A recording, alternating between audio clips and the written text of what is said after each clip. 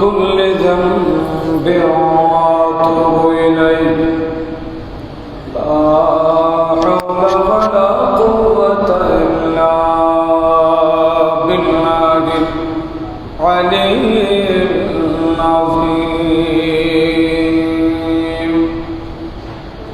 أعوذ بالله من الشيطان الرجيم بسم الله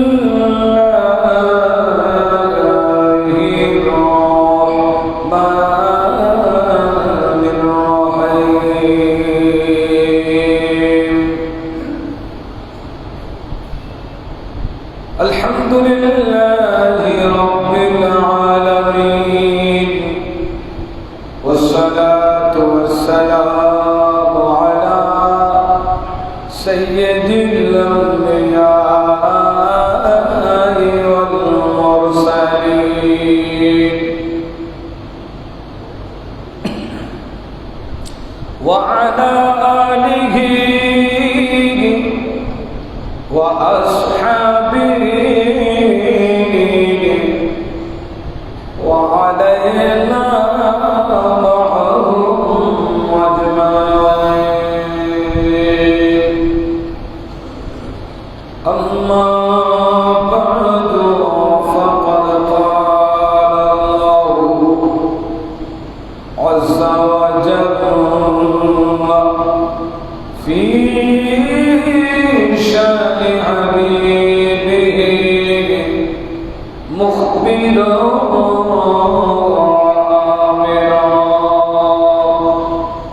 إن الله وملائكته يصلون على النبي يا أيها الذين آمنوا صلوا عليه وسلموا تسليما صلى الله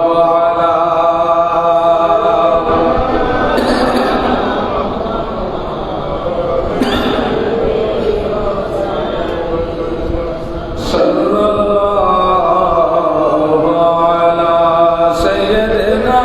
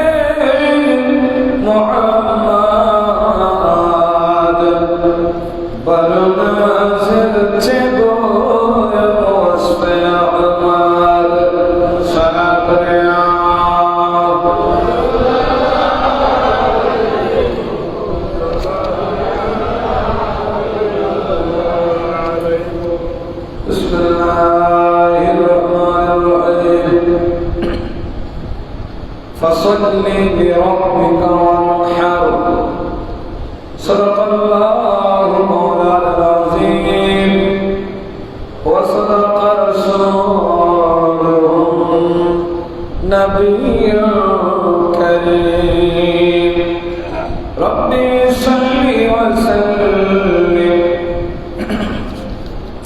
وبارك عليه ঐতিহ্যবাহী নিয়মা পাঠে রিজার্ভ জামে মসজিদের সম্মানিত মুসল্লিবৃন্দ রহিমানা ওয়া রাহিমাকুমুল্লাহু তাআলা আসসালামু আলাইকুম ওয়া রাহমাতুল্লাহি ওয়া বারাকাতুহু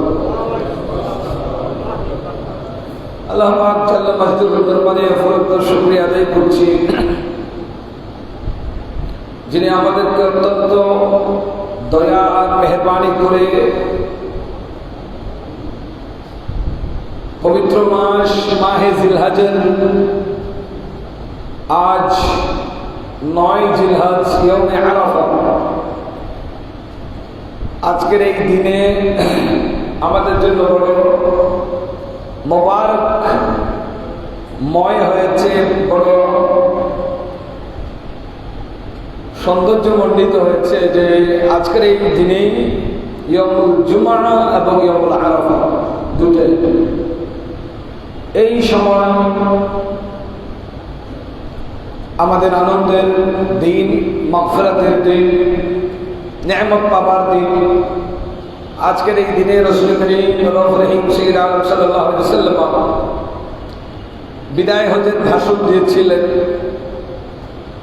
যেটা খুতবাতুল হাজ্জাতুল ওয়াদা নামে পরিচিত।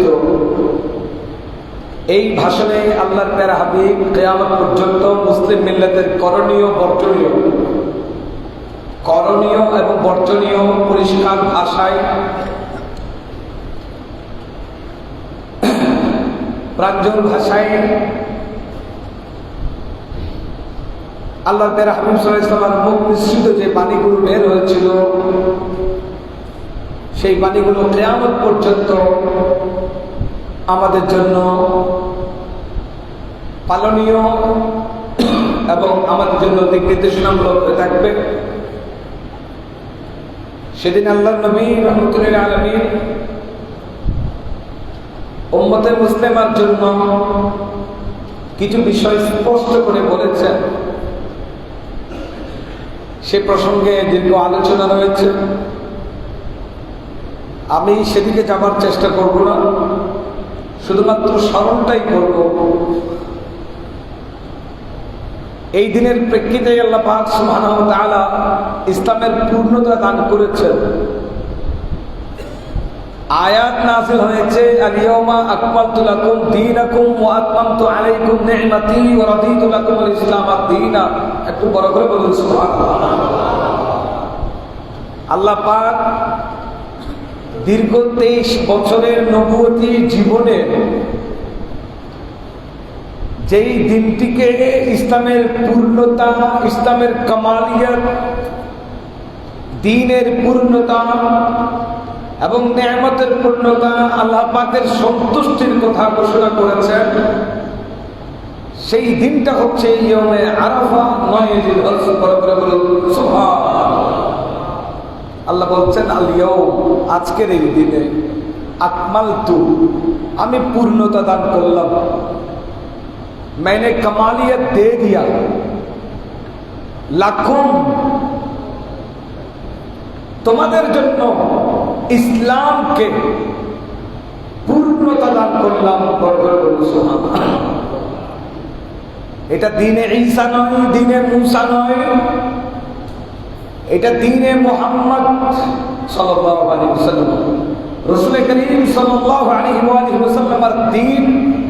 এই দিনকে আমি খোদা মনোনীত করেছি ইন্না দীনা ইনদাল্লাহিল ইসলামের মাধ্যমে, আর নির্বাচিত করবার পরে তার কর্মকাণ্ড, তার যে কর্মযোগ্য, তার ইশাআত, তার যে তাবলীগ, দ্বীনের যে বাস্তবায়ন, সেটি আমার নবীর মাধ্যমে, আমার নবীর সাহাবায়ে কেরামের মাধ্যমে বাস্তবায়িত হয়েছে। ফলে আমি খোদা সন্তুষ্ট হয়েছি।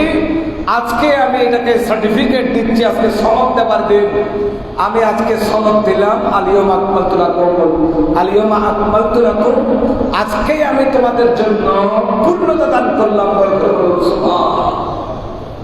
শুধু পূর্ণতা দিলাম নয়, ওয়া রাদিতু লাকুমুল ইসলাম দীনা, দিন হিসেবে আমি ইসলামের উপর সন্তুষ্ট হয়ে গেছি। অন্য কোনো দিন আর নাই, দিন একটাই, দীনে মুহাম্মদ, দীনে রাসূল করিম সাল্লাল্লাহু আলাইহি ওয়াসাল্লামের এই দিন, আল্লাহর নবীর এই ধর্ম। মোহতারাম হাজরিন, আয়াত নাজিল হবার পরে কি হয়েছে শুনবেন। ইহুদিরা সেটা শুনেছে, যে আজকে মুসলমানদের দ্বীনের উপর, নবীজির দ্বীনের উপর আয়াত নাযিল হয়েছে, আল্লাহ কামালিয়ত দান করেছেন এবং সন্তুষ্টি প্রকাশ করেছেন। এটা শোনার পরে বুখারী শরীফের হাদিসে এসেছে, ইহুদিরা বলতে লাগলো যদি এমন একটা দিন, এমন একটা আয়াত আমাদের ব্যাপারে নাযিল হতো, অর্থাৎ দ্বীনে ইয়াহুদের ব্যাপারে নাযিল হতো, দ্বীনে মূসার ব্যাপারে যদি নাযিল হতো, তো লাত্তাখাযনাহা ঈদান, ওই দিনটাকে আমরা ঈদ হিসেবে পালন করতাম। সুবহানাল্লাহ। এই জন্য ইয়মে আরাফা হচ্ছে ঈদের দিন, এটা হাদিসের ভাষা। অনেকে যে বলে দুই ঈদ ছাড়া আর ঈদ নাই, কালকে যেটা আছে সেটাও ঈদ, আজকেরটাও ঈদ। হাদিসের আলোকে বলছেন যদি এমন একটা আয়াত দ্বীনে ইয়াহুদের উপর নাযিল হতো, তো লাত্তাখাযনাহা ঈদান, আমরা এই দিনটাকে ঈদ হিসেবে উদযাপন করতাম। এজন্য মুসলিম মিল্লাতের জন্য ইয়মে আরাফা ঈদের দিন, ইয়মুল জুমআহ ঈদের দিন, ঈদুল ফিতর ঈদের দিন, ঈদুল আযহা ঈদের দিন, ঈদে মিরাজ ঈদের দিন, ঈদে বিলাদতে মুস্তাফা ঈদের দিন। সুবহানাল্লাহ। আমাদের কাজী নজরুল ইসলাম সুন্দর বলেছেন, অনেকে ওনার সম্পর্কে জানে না, উনি কিন্তু অনেক বড় আলেমও ছিলেন। কাজী নজরুল ইসলাম, ওনার এগুলো তো আমরা পড়ি এবং সেগুলো যাচাই বাছাই করার চেষ্টা করি। আমার জ্ঞান দিয়ে আমি কাজী নজরুল ইসলামকে মূল্যায়ন করবার মতো জ্ঞান আমার কাছে নাই। সেই ভাষা, সেই সামর্থ্য, সেই দক্ষতা, সেই স্কিল আমার কাছে নাই। যে এইটুকু বুঝি উনি ভালো মাপের একজন আলেমও ছিলেন। উনি যে তর্জমা তাফসীরগুলো লিখেছেন, এখানে গ্রামাটিক্যাল বিষয়ে আমরা যেটা লক্ষ্য করেছি, সেখানে অর্থগত কোনো ভিন্নতা নাই। এত উঁচু মাপের একজন গুরু। উনি বলছেন, এই দুনিয়ায় দিবারাত্রি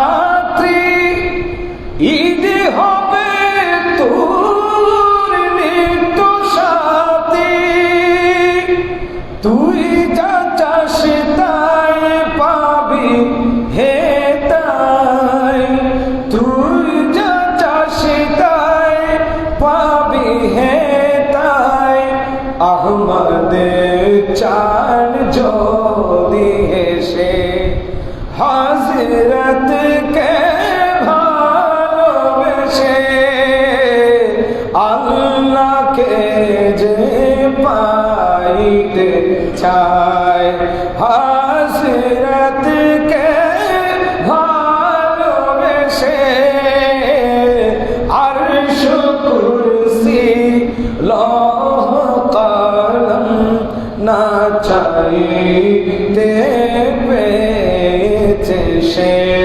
আল্লাহুম্মা সাল্লি আলা সাইয়্যিদিনা ওয়া আলা আলিহি।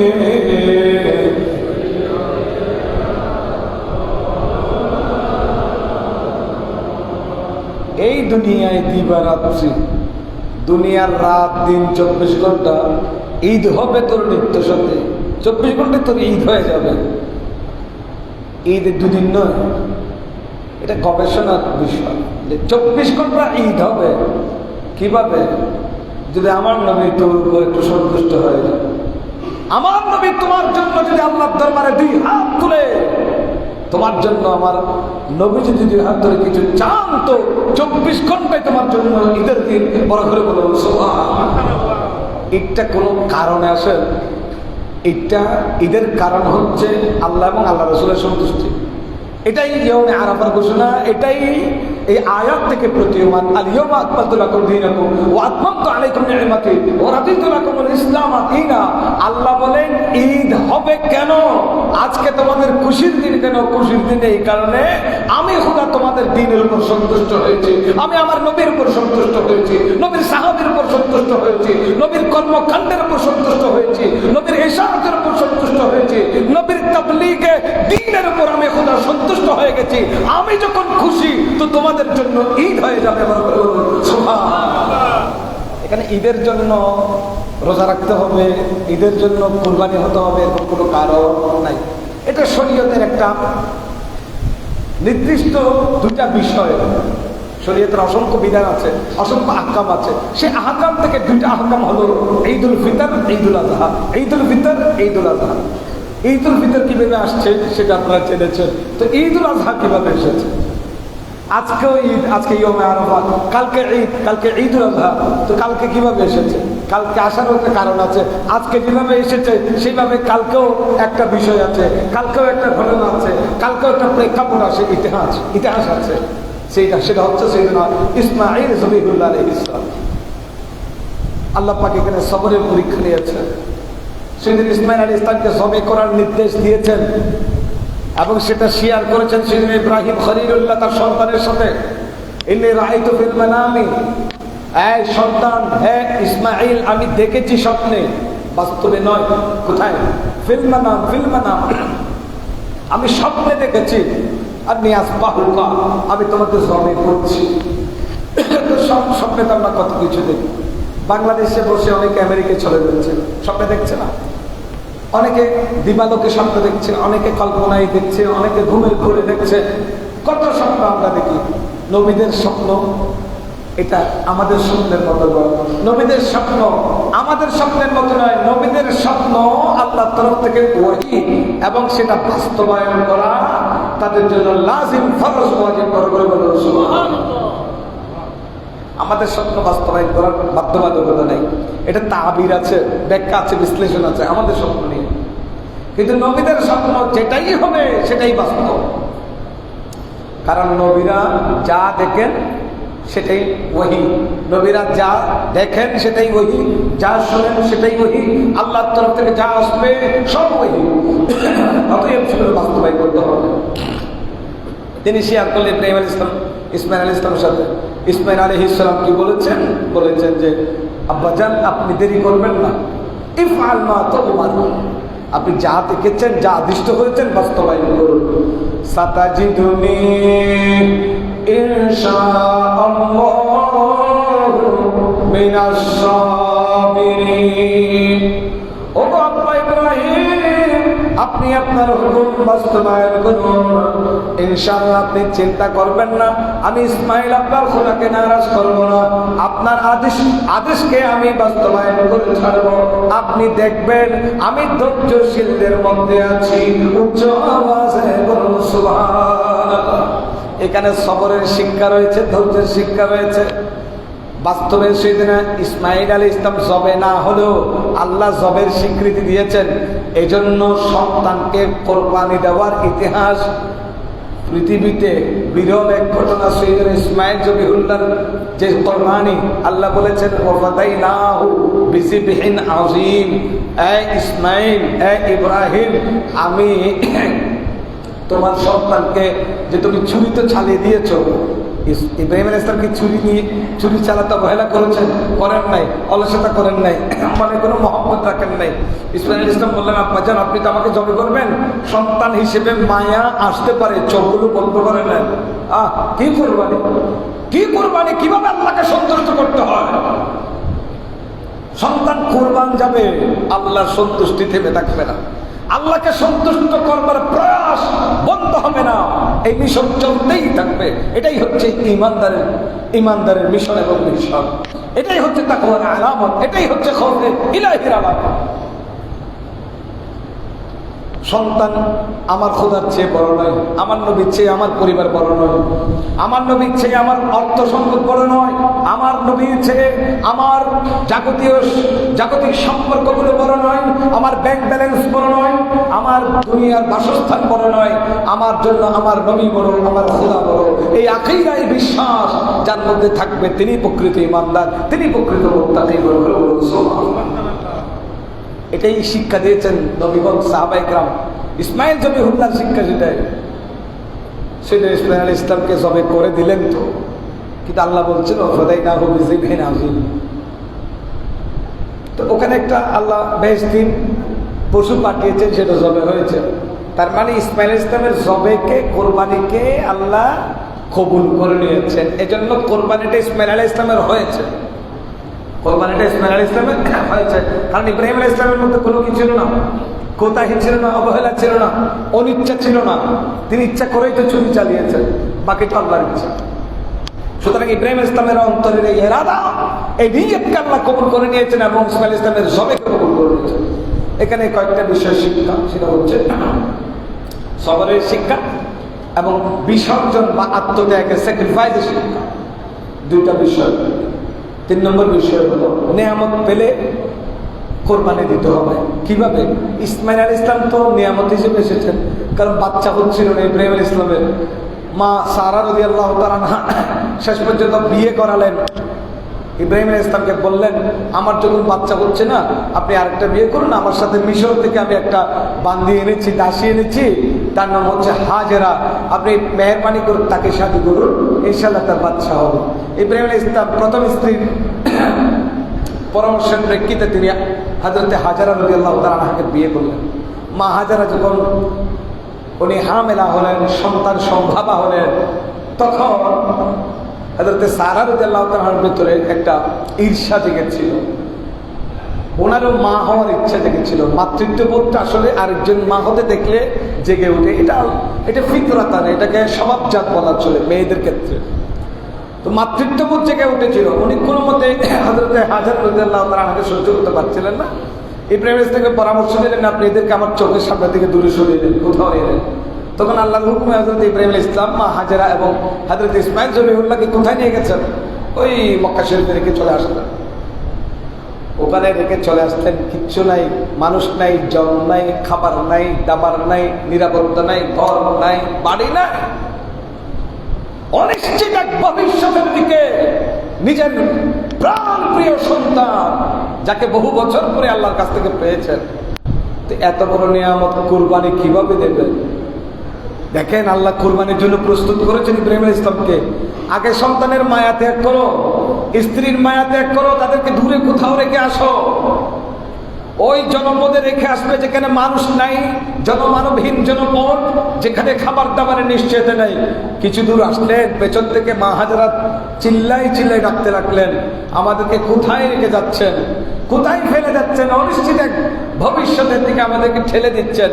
কিন্তু আল্লাহি, আল্লাহর নির্দেশ ছিল, ইব্রাহিম আলাইহিস সালাম সন্তান আর স্ত্রীর মহব্বত ত্যাগ করেছিলেন, এক মুহূর্তের জন্য তিনি পেছন ফিরে তাকান নাই। স্ত্রী চিৎকার করছেন, পেছন ফিরে তাকান নাই। ওই যে প্রস্তুত করছেন, ধীরে ধীরে মহব্বত ছাড়ো, মায়া ছাড়ো, ভালোবাসা ছেড়ে দাও। সন্তান রেখে আসলেন, স্ত্রীকেও রেখে আসলেন, মহব্বত ত্যাগ করলেন, ভালোবাসা কমিয়ে ফেললেন। এবার হযরত সাইয়েদনা ইব্রাহিম খলিলুল্লাহ আরো শক্তিশালী হয়ে গেলেন, আরো দৃঢ় মনোবল তৈরি হলো। কিছুদিন যেতে না যেতে সন্তান যখন উপযুক্ত হলেন, 12 বছর পার করলেন, বালেগ হওয়ার পরে আল্লাহ এবার নির্দেশ দিলেন, ইব্রাহিম, তোমার এই প্রিয় সন্তান, যে সন্তানকে তুমি কষ্ট করে পেয়েছো, অনেক বছর পরে পেয়েছো, তাকে তোমাকে কোরবানি দিতে হবে আল্লাহর নাম, আল্লাহর পথে, আল্লাহর নামে। ইব্রাহিম আলাইহিস সালাম তো প্রস্তুত হয়ে গেছেন, ওনার খলক তো মজবুত হয়ে গেছে। আল্লাহ বলছেন, আমি ওয়াইদিব তালা ইব্রাহিম রাব্বুহু বিকালিমাতিন ফাতাম্মাহুন্না। আল্লাহ সবচেয়ে যার থেকে বেশি পরীক্ষা নিয়েছেন তিনি বলছেন ইব্রাহিম। তো ইব্রাহিমকে আমি পরীক্ষা নিতে নিতে নিতে নিতে এমন হয়ে গেছে যে ইব্রাহিম পরীক্ষা দিচ্ছে আর পাস করছে, পরীক্ষা দিচ্ছে আর পাস করছে। একটা পরীক্ষা ইব্রাহিম আলাইহিস সালাম ফেল করেন নাই, সমগ্র পরীক্ষায় পাস হয়েছেন। কিসের পরীক্ষা ছিল? প্রত্যেকটা পরীক্ষা ছিল সবরের পরীক্ষা, ইখলাসের পরীক্ষা, নিয়তের পরীক্ষা, মুহাব্বতের পরীক্ষা, ভালোবাসার পরীক্ষা, আল্লাহর প্রতি তার আস্থা ভরসা করেছে। প্রস্তুত হয়ে গেছে, তিনি সন্তানকে কোরবানি করবে, জবে করবে। মোহতরম হাজরিন, তো সেই জবের ইতিহাস এটা মিনাতে ঘটেছিল, 10 ছিল। আজকে যারা হারাম শরীফে হজ্জাজি কিরাম আছেন, তারা তো ইয়মে আরাফা করে ফেলেছেন এবং আরাফায় অবস্থান করেছেন, মুজদালিফায়ও গিয়েছেন, জোহর আসর মাগরিব এশা শেষ করেছেন, পড়েছেন, সেখান থেকে আবার রওনা দিবেন। আজকে কোরবানি দিবেন, আজকে কি দিবেন? এবং ওখানে আজকে যারা পারবেন তারা তওয়াফ করে ফেলবেন। তো আজকেই কোরবানি দিচ্ছেন যারা ওখানে, এটাই মূলত সাইয়েদনা ইব্রাহিম খলিলুল্লাহর সুন্নাত। আমার নবীর কাছে প্রশ্ন করেছিল মান উদহিয়া ইয়া রাসূলুল্লাহ, কোরবানি কি জিনিস? তখন আমার নবী বলেছেন এটা হচ্ছে সুন্নাত আবিকুম ইব্রাহিম, এটা তোমাদের জাতির পিতা মুসলমান মুসলিম মিল্লাতের পিতা সাইয়েদনা ইব্রাহিম খলিলুল্লাহর সুন্নাত। বড় বড় বড় সুবহানাল্লাহ। আর এই সুন্নাত, এই প্রথা, এই তরিকা, এই সিস্টেম, এই পদ্ধতি, এই মেথডকে আমাদের জন্য আমাদের নবী ওয়াজিব করে দিয়েছেন। এই জন্য হানাফি মাযহাব মোতাবেক কোরবানি করা ওয়াজিব। কোরবানি করা কি ওয়াজিব? ওয়াজিব মানে কি? অনেকে ওয়াজিব মানিয়ে বুঝে না। ওয়াজিব অর্থ হচ্ছে আবশ্যক। আবশ্যক মানে কি? আবশ্যকের সহজ উদাহরণ দিচ্ছি। আমার খাবারের প্রয়োজন হয়েছে, খাইতে হবে না? খাইতে হবে, না খেলে অসুস্থ হবে। আমার ওষুধের প্রয়োজন হয়েছে, ওষুধ খেতে হবে, না খেলে অসুস্থতা পারবে। আমার ঘুমের প্রয়োজন হয়েছে, ঘুমাতে হবে, না খেলে না ঘুমালে সমস্যা হবে বা শারীরিক সমস্যা বা অসুস্থতা তৈরি হতে পারে। এই এমন এক আবশ্যকতার নাম হচ্ছে কোরবানি। সময় এসেছে 10, 11, 12 জিলহজ সূর্যাস্তের পূর্ব পর্যন্ত। এই সময়ের ভিতরে যাদের কাছে কোরবানির নেশাব রয়েছে তাদের জন্য কোরবানি করতেই হবে, না করার কোনো সুযোগ নেই। হুজুর কোরবানি কিভাবে করব? কতটুকু পরিমাণ নেশাব ভাবে কোরবানি করতে হয়? আমি গত জুমাইতে আসতে পারলাম না, অসুস্থ ছিলাম। এর আগের জুমায় বলেছি যাদের উপর সদকাতুল ফিতর ওয়াজিব তাদের উপর কোরবানি ওয়াজিব। যে কারণে সদকাতুল ফিতর আদায় করা হয়েছে একই কারণে তাকে কোরবানি করতে হবে।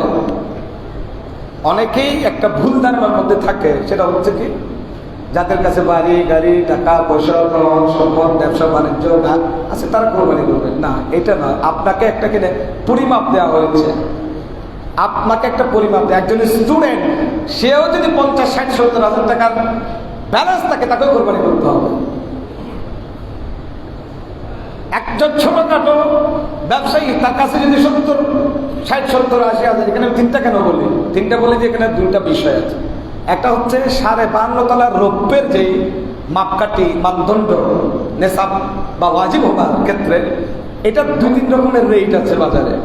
বাজার দর হিসেবে ফতোয়া শামিতে, ফতোয়া আলমগীরিতে, বিভিন্ন ফিকহ ফতোয়ার কিতাবে যেটা এসেছে সেটা হচ্ছে বাজার দর, যেটা আপনি ক্রয় দরে নয়। আপনি কিনেছেন 20 বছর আগে, তো 20 বছর আগে রৌপ্যের দাম ছিল মনে করেন ধরি 500 টাকা, আর এখন বাজার দর নতুন দুইটা রেট আছে, একটা হচ্ছে নতুন রেট, একটা পুরাতন রেট।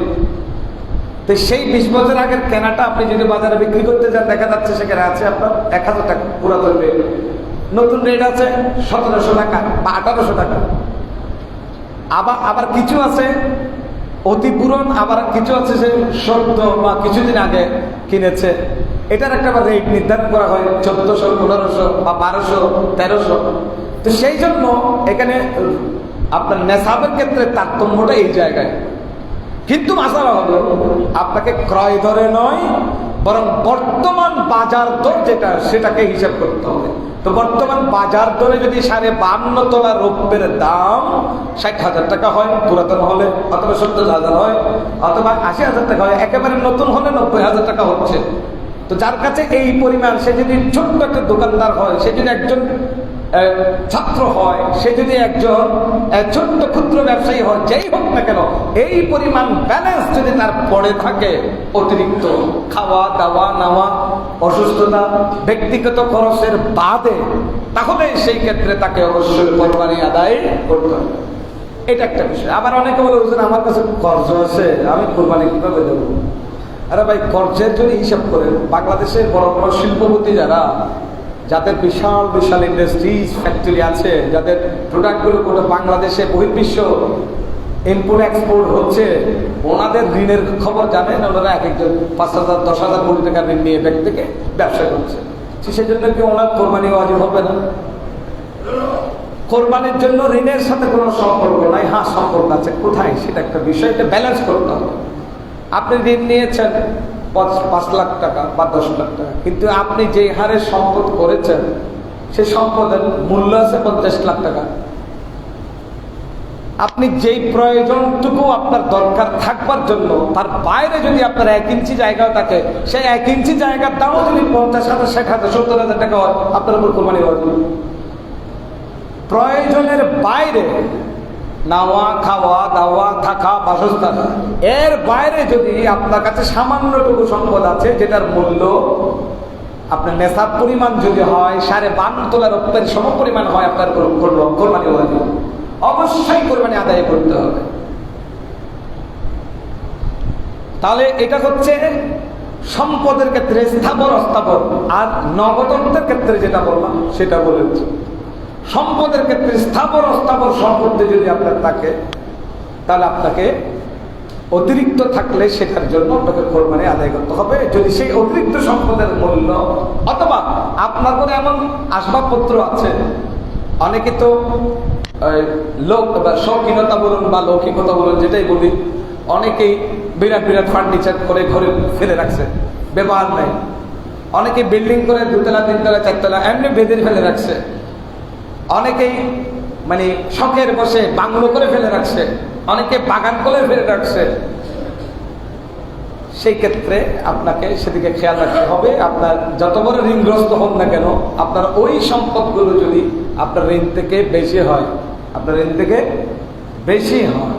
তাহলে সেখান থেকে আপনাকে অবশ্যই আদায় করতে হবে। অথবা আপনি ঋণগ্রস্ত হলেও এটা আপনি যে কারণে ঋণ নিয়েছেন, যে ব্যবসার কারণে ঋণ নিয়েছেন, সেই ব্যবসা থেকে দৈনন্দিন যেটা আয় হচ্ছে, সেই আয়টাও তো আপনার নেশাবকে ক্রস করছে। আপনি তো আয় করার জন্য ঋণ নিয়েছেন, ব্যবসায়ী হওয়ার জন্য ঋণ নিয়েছেন, আপনি তো আয় করছেন, তাহলে আপনি আর ঋণের দোহাই দিচ্ছেন কেন? আপনার তো নগদ অর্থ আছে। এই জন্য কোরবানির নেশাবটা অনেকে বুঝে না। কোরবানির নেশাব মানে সিলেবাস। নেশাব মানে নেশাবটা আরবি শব্দ। নেশাব কি শব্দ? আরবি শব্দ। এটার ইংরেজি হচ্ছে সিলেবাস, মানে একটা পাঠ্য বা একটা সূচি বা রুটিন আর কি, বা মানদণ্ড বা মাপকাঠি। আপনি কিভাবে কোরবানি দেবেন, কোন অবস্থায় গেলে কোরবানি দেবেন। তো এই বিষয়গুলো আমাদেরকে মাথায় রাখতে হবে।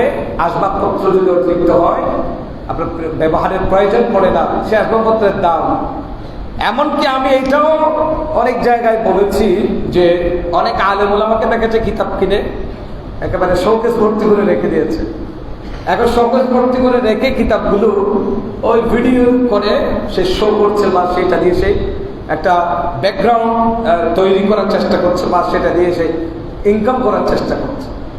যদি ওই কিতাবগুলো ইনকাম করার একটা উপায় হয়ে যায় এবং সেটা যদি নেশাব ক্রস করে, কিতাবগুলোর কারণেও কিতাবের যাকাত টাকা আদায় করতে হবে, কিতাবগুলোর কারণেও তাকে কোরবানি আদায় করতে হবে, কারণ ওইটা দিয়ে সেই আয় করছে, এটা আর্নিং সোর্স বনে গেছে।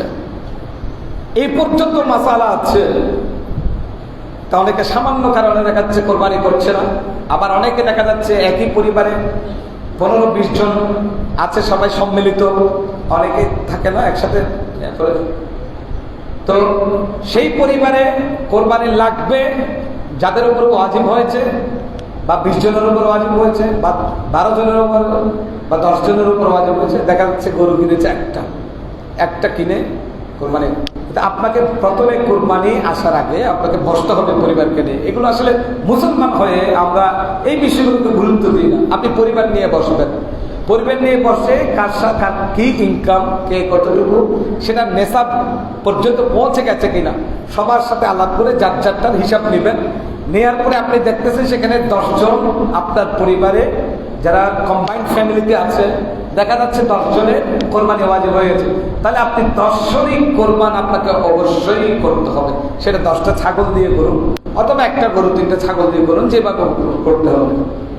এটা নিয়ে আলোচনা করতে হবে, ডিসকাস করতে হবে। আপনি বিয়ে সাথে নিয়ে যদি ডিসকাশন করতে পারেন, আপনি ব্যবসা বাণিজ্যের যদি ডিসকাশন করতে পারেন, আপনি যদি প্রয়োজনীয় জাগতিক বিষয়ে ডিসকাশন করতে পারেন, শরীয়ী বিধান পালনের জন্য কেন আপনি পরিবারকে নিয়ে বসতে পারবেন না? কেন আপনি আপনার ভাইয়ের সাথে বসতে পারবেন না? কেন আপনি সবাই মিলে বসে একটা কোরবানি করার আয়োজন আপনি করতে পারবেন? এটা সচেতনতার অভাব এবং আমাদের ধর্মীয় মূল্যবোধের অভাব। এই জায়গায় আমাদেরকে সচেতন হতে হবে। এই অবস্থায় যাদের উপর কোরবানি ওয়াজিব হয়েছে, প্রত্যেকের পক্ষ থেকে 1 শরীক কোরবানি আদায় করতে হবে। সেটা একটা ছাগল দিয়ে হোক, সেটা গরুর সাথে শরীক মিলিয়ে হোক করতে হবে। মোহতরম হাজরিন, আলহামদুলিল্লাহ রব্বিল আলামিন, আল্লাহর পাকের অশেষ মেহেরবানি, আগামীকাল সেই ঈদুল আজহা আমরা উদযাপন করব। ঈদুল আজহার নামাজ 10 জিলহজ, কিন্তু কুরবানি করার সময় 3 দিন পর্যন্ত থাকে, 10, 11, 12। তবে প্রথম দিন করাটা মুস্তাহাব বা উত্তম। আপনি চাইলে দ্বিতীয় দিনও করতে পারবেন, আপনি চাইলে তৃতীয় দিনও করতে পারবেন, অর্থাৎ তৃতীয় দিন সূর্য অস্ত যাবার আগ পর্যন্ত কোরবানি করার সময় আছে। এভাবে 3 দিন ভাগ করে নিলে অনেক সময় দেখা যায় কি একই সাথে যে ঝামেলাগুলো হয় সেগুলো থেকে বাঁচা যায়, বা একটা সহজ, বা এটা কেন করা হয়েছে আসলে দেখেন, কুরবানি না করার জন্য সুরত বাইর করা, হিলা বাইর করা, কৌশল বাইর করা, এটা হারাম পর্যায়ের কাজ। যাকাত না দেওয়ার জন্য রাস্তা তৈরি করা, এটা হারাম পর্যায়ের কাজ। অনেকে যাকাত না দেওয়ার জন্য টাকা থাকলে সেটা আবার কি করে দেয়, বন্ধক দিয়ে দেয় বা ঋণ দিয়ে দেয়, সুদের মধ্যে লাগাইয়ে দেয়, মানে যাকাত থেকে বাঁচাতে হলো, নাউযুবিল্লাহি মিন যালিক। বরং আমার নবী বলেছেন, তোমরা ওই কাজটাই করার চেষ্টা করবা যেটা করলে তুমি যাকাত দেওয়ার জন্য প্রস্তুত হতে পারবে। যাকাতের ভিতরে কি নিয়ামত সেটা তুমি বুঝবে না যতক্ষণ দিবে না। কোরবানির ভিতরে কি নিয়ামত সেটা তুমি বুঝবে না যতক্ষণ তুমি কোরবানি করবে না। যাকাত তোমার সম্পদকে বাড়িয়ে দিবে, রিজিক বাড়াবে, সম্মান বাড়াবে, ইজ্জত বাড়াবে। কোরবানি তোমাকে আমার খোদা পর্যন্ত পৌঁছে দেবে। ইব্রাহিম আলাইহিস সালাম কেন আল্লাহ পর্যন্ত পৌঁছেছেন? কোরবানি করার মাধ্যমে। এই জন্য যত বেশি কোরবানি করতে পারার সামর্থ্য হাসিল করা দরকার, সেই দিকে এগিয়ে যাওয়া দরকার। জিলহজ মাসকে টার্গেট করবেন 5 মাস আগে। জিলহজ মাসের 10, 11, 12 তারিখে 3টা দিনের যদি আমার সামর্থ্য হয়ে যায়, সেই টার্গেট নিয়ে আমরা আগাবো। অনেকে যারা ব্যবসায়ী মানুষ, তারা ব্যালেন্স বড় করার চেষ্টা করে যাতে আবার পুঁজি দেওয়া যায়, আবার বিনিয়োগ করা যায়। আমরা ব্যবসার কাজে যদি বিনিয়োগের একটা টার্গেট করতে পারি, কোরবানি করার জন্য একটা টার্গেট আমরা 5 মাস আগে করতে পারি না। এটাই তো আমাদের দুর্বলতা। আমাদের ইমানের যেই জায়গা, সেই জায়গাকে আমরা প্রস্তুত করছি না। যাকাত দেওয়ার জন্য আমি কিভাবে যাকাত দিতে পারবো আগামী 1 বছর পরে, সেই জন্য আমাকে 1 বছর টার্গেট করতে হবে, আমি যাতে টার্গেট ফিল আপ করতে পারি। আমার ব্যালেন্স বড় করার জন্য আমি টার্গেট করতে পারলে আমার যাকাত দেওয়ার জন্য থাকবে। এই জন্য শরীয়তে যাকাতের সুষম বন্টনের বিষয় আছে। আপনি 10 লাখ টাকা আপনার যাকাত আসছে, আপনি 10 লাখ টাকা 5 ভাগ করেন, 2 লাখ করে 5 জনকে আপনি দিয়ে দেন, এবং তাদেরকে বলবেন তোমরা এমন ভাবে ব্যবসা করবে যাতে তোমরা আগামী 1 বছর 2 বছর পরে তোমরাও যাকাত দিতে পারো। এটাই হচ্ছে ইসলামী অর্থনীতি বা ইসলামিক ইকোনমিক্সের একটা অন্যতম খাত, যেটা আমরা ইসলামিক ইকোনমিক্সে আমরা পড়েছি বিশ্ববিদ্যালয়ে। এটা হচ্ছে যাকাতটা হচ্ছে অন্যতম খাত। এইভাবে এটাকে কাজে লাগাইতে হবে, কিন্তু সেটা আমরা করি না। যারা পয়সাওয়ালা তারা বিরাট শিল্পপতি, অনেকে দেয় না, অনেকে তো দেয় না, আকসর দেয় না, অধিকাংশ মানুষ যাকাত দেয় না। আল্লাহ আলম তাদের কোন হালত হবে, কোন পরিণাম হবে, আল্লাহ পাক আমাদেরকে হেফাজত করুন। আবার যারা যাকাত দেয় তাদেরকে দেখা যায় কি 200 টাকা 300 টাকা লাইন ধরে মানুষকে যাকাত দিচ্ছে, মানুষ এখানে হুমড়ে পড়ছে, অনেকে মারা যাচ্ছে, অনেকে পদদলিত হচ্ছে। এটা নিয়ম নয়। আপনি সমাজে টার্গেট করবেন আপনার গরিব শ্রেণী কারা আছে, তাদের সেখান থেকে আপনি 5 জনকে টার্গেট করে দেবেন, 10 জনকে টার্গেট করে দেবেন, এবং তাদেরকে বলবেন যে আগামী বছর যেন তোমাকে আর যাকাতের কাতারে না দেখি, বরং তুমি যাকাত দেওয়ার জন্য প্রস্তুত হবে। আমাদেরকে এইভাবে সমাজ প্রস্তুত করতে হবে, ইসলামিক সমাজ জীবন যেন আমরা বাস্তবায়ন করতে পারি। তো আগামীকাল ইনশাআল্লাহ তাআলা আমাদের কোরবানির দিন। আমরা নামাজ শেষে কোরবানি করব।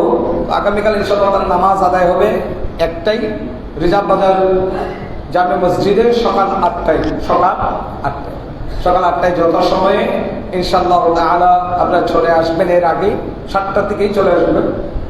7টা থেকে ইনশাআল্লাহ কার্যক্রম শুরু হবে। যথা সময়ে সকাল 8টায় একটা মাত্র জামাত, ঈদুল আজহার জামাত রিজার্ভ বাজার জামে মসজিদে আদায় হবে। সবাই ঈদুল আজহার প্রস্তুতি নিয়ে আসবে, যেহেতু কাজকর্ম থাকে, কোরবানির পশু জবে করতে হয়, বিভিন্ন কাজ থাকে, সেজন্য আমরা যত দ্রুত সম্ভব আমরা নামাজের কার্যক্রম, কোরবানির কার্যক্রম ইনশাআল্লাহ তাআলা শেষ করব, যাতে অন্যান্য কাজে সবাই ব্যস্ত হতে পারে। এখানে অনেকে বেশ কয়েকটা প্রশ্ন রেখেছেন, সময় সংক্ষেপ। আসলে এগুলো স্থানভেদে কিছু বিষয় থাকে, এলাকা ভিত্তিক প্রেক্ষাপট। বিধর্মীরা কোরবানির দিন অনেক মুসলমানের ঘরে গোশত খাইতে চায়, আসতে চায়, তাদের ব্যাপারে শরীয়তের ফয়সালা কি? দেখেন, ইসলাম খাওয়ানোর ব্যাপারে কোনো নিষেধ করে নাই, খাওয়ানো যাবে। কিন্তু আপনি কোরবানির যে আদায় করবেন, কোরবানির জন্য শরীয়তে কিছু বিষয় নির্ধারণ করে দেওয়া হয়েছে। আপনার যেই জবাইকৃত পশু, সেই পশুর গোশতকে 3 ভাগে ভাগ করার কথা বলা হয়েছে, এটা মুস্তাহাব। 1 ভাগ আপনার গরিব ফুকারা মাসাকিনের জন্য, 1 ভাগ আপনার গরিব রিশতেদার আত্মীয় স্বজনের জন্য, আর 1 ভাগ আপনার নিজের জন্য। অথবা আপনার পরিবারে যদি লোক সংখ্যা বেশি থাকে, তাহলে আপনি চাইলে বেশি রাখতে পারবেন, তাতেও নিষেধ নাই, সেটাও নিষেধাজ্ঞা নাই, বরং দিতে পারাটা মুস্তাহাব, ভালো, উত্তম, যাতে সবাই পায়, সবার মুখে পৌঁছায়। এখানে ইমানদার মুসলমান হিসেবে তাদের হকদার বেশি, যাদের কথা বলা হয়েছে, যাদেরকে বন্টন করে দেওয়ার কথা বলা হয়েছে। অতএব সেই হকদারকে বঞ্চিত করে আপনি বিধর্মীর মুখে গোশত দিয়ে আপ্যায়ন করার কোনো যৌক্তিকতা নেই। যদি আপনি সব মেনটেন করে আপনার প্রতিবেশী, আপনার আত্মীয় স্বজনের কাছে আপনার গোশতের টুকরো যদি পৌঁছায় দিতে পারেন, তাদের মুখে যদি আপনি হাসি ফোটাইতে পারেন, এরপরে আপনি অতিরিক্ত আপনার ব্যবসার খাতিরে হোক, যেহেতু তাদের সাথে একটা ব্যবসা বাণিজ্য থাকে, সেই ক্ষেত্রে আপনি তাদের মেহমানদারি করার জন্য, ইসলামের মেহমানদারির জন্য কোনো নিষেধাজ্ঞা নেই, আপনি বিধর্মীকে মেহমানদারি করতে পারবেন। সেই ক্ষেত্রে আপনি তাদের জন্য আপনার যদি অতিরিক্ত সামর্থ্য থাকে, আপনি সেটা করতে পারেন। কিন্তু মুসলিম মিল্লাতকে বঞ্চিত করে এবং বন্টিত যে বন্টন পদ্ধতি, সেই বন্টন পদ্ধতি অনুসরণ না করে আপনি শুধু আপনার দুনিয়ার হাসিলের জন্য, ব্যবসার জন্য আপনি বিধর্মীর মুখে হাসি ফোটাচ্ছেন বা তাদেরকে অ্যাপয়েন্ট করছেন। আমি শুনেছি তারা ওই দিন হারাম জিনিসও খায় গোশতের সাথে। তো এই জিনিসটা আপনি জেনে শুনে কিভাবে খাওয়াবেন? আপনি তো জানেনই, আপনি সব বুঝেন, শুধুই জানতে চাচ্ছেন। হারাম তো হারামই, হারাম সবসময় হারাম, সেটা রাতেও হারাম, দিনেও হারাম, 1 বছর আগেও হারাম, 1 বছর পরেও হারাম, কিয়ামতের আগের দিনও হারাম। আল হালাল বায়্যিনুন ওয়াল হারাম বায়্যিনুন, যেটা হালাল সেটাও আল্লাহ সুস্পষ্ট করে দিয়েছেন আমার নবীর মাধ্যমে, হারাম কি সেটাও সুস্পষ্ট করে দিয়েছেন। অতএব আপনি জেনে শুনে ব্যবসার খাতিরে শুধু লাভবান হওয়ার ইচ্ছা পূরণ করতে গিয়ে এটা করতে পারেন না। হ্যাঁ, আপনার অতিরিক্ত সামর্থ্য থাকলে আপনি সব হক আদায় করার পরে আপনি তাদেরকে খাওয়াতে পারেন, তবে নিষিদ্ধ কাজে উৎসাহ দিতে পারবেন না। হারাম বক্ষণের ক্ষেত্রে বা হারাম শরাবের ক্ষেত্রে আপনি তাদেরকে সুযোগ করে দিতে পারেন না। আপনি যদি সুযোগ করে দেন, আপনিও হারাম না খাইলেও আপনি গুনাহগার হবেন। অতএব আল্লাহ পাক সুবহানাহু ওয়া তাআলা আমাদেরকে ঈমানদার হিসেবে আমাদের সমাজ, আমাদের বোধ শক্তিকে জাগিয়ে দিন। আল্লাহ পাক আমাদের সকলকে হেফাজত করুন। ইনশাআল্লাহ তাআলা আগামীকাল সকাল 8টায় ঈদুল আযহার নামাজ অনুষ্ঠিত হবে। আল্লাহ পাক আমাদেরকে সবাইকে হাজির থাকার তৌফিক দান করুন, করতে বলুন আমিন। একজন ক্যান্সার রোগী একটু সহযোগিতা চেয়েছে, অসুস্থ, অনেক টাকা পয়সা লাগতেছে, মেহরবানি করে আপনারা একটু সহযোগিতা দেবেন। আল্লাহ পাক আমাদেরকে কবুল করুন আমিন। ওয়া আলাইনা ইল্লাল বালাগ। দাঁড়িয়ে কথা শুরু করুন, সামনে শুনুন।